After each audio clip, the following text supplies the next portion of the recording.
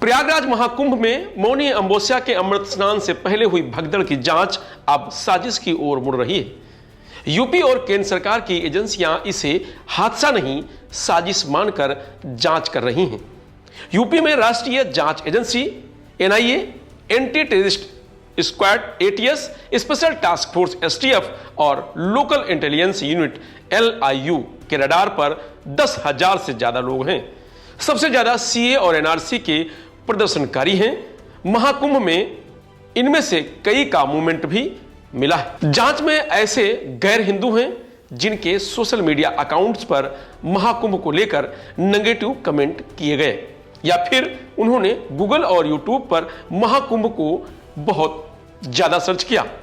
इनकी भूमिका की जांच भी एटीएस और एसटीएफ कर रही है। 18 जेलों में कैद पीएफआई सदस्यों से भी पूछताछ हो रही है। बता दें कि महाकुंभ में 45 करोड़ लोगों को आना था।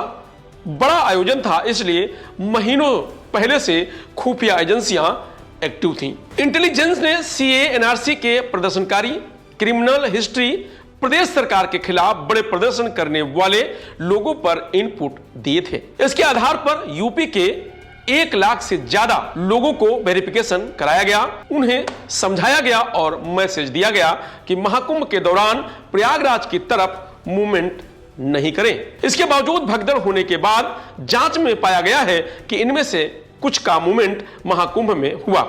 इसे ऐसे समझ सकते हैं कि सिर्फ वाराणसी और आसपास के 10 जिलों के 16,000 लोगों को महाकुंभ से पहले ही काशी के बाहर मूवमेंट करने से मना किया गया था, लेकिन 117 लोगों का मूवमेंट काशी के बाहर मिला।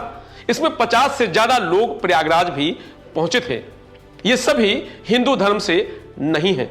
जब लोगों से पूछताछ हुई तब उन्होंने अपने मूवमेंट के पीछे अलग अलग कारण बताए हैं। ऐसे ही दूसरे शहरों में संदिग्ध माने गए लोगों से एजेंसियों ने पूछताछ शुरू कर दी है कि मना करने के बाद अपने शहर से बाहर क्यों गए।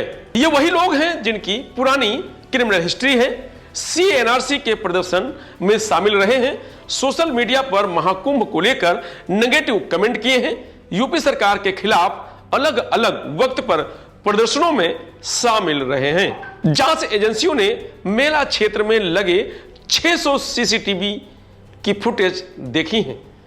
इसको फिल्टर किया गया है। इस काम को यूपी पुलिस की 8 टीमें कर रही हैं। Face recognition system social media platform पर पोस्ट देखकर संदिग्धों की पहचान हुई है। इसके बाद जांच एजेंसियों ने 10,000 से ज्यादा लोगों को नोटिस भेजना शुरू कर दिया है।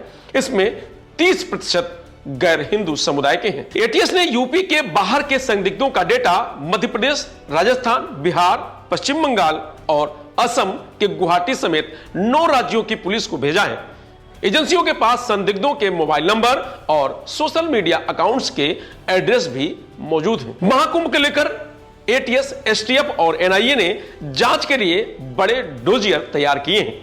इसमें सीए, एनआरसी, पीएफआई के अलावा एटीएस और आर्मी इंटेलिजेंस द्वारा पकड़े गए संदिग्ध एजेंट भी शामिल हैं। यूपी या देश के विभिन्न जगहों से पिछले 6 महीने में पकड़े गए एजेंटों की जेलों में पूछताछ भी की जा रही है।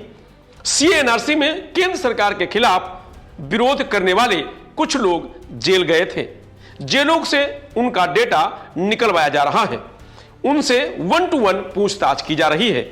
वाराणसी में ही ऐसे 70 लोगों का डेटा सामने आया है। सूत्रों के अनुसार सेंट्रल यूपी और पश्चिमी उत्तर प्रदेश की जेलों से भी यह डेटा मांगा गया है, जिसमें विरोध करने वाले जेल गए थे। वाराणसी एटीएस ने पिछले दिनों जैतपुरा के अमानतुल्लाह निवासी एनएसयूआई नेता शहीद जमाल के बेटे सिराजुद्दीन को नोटिस जारी किया था।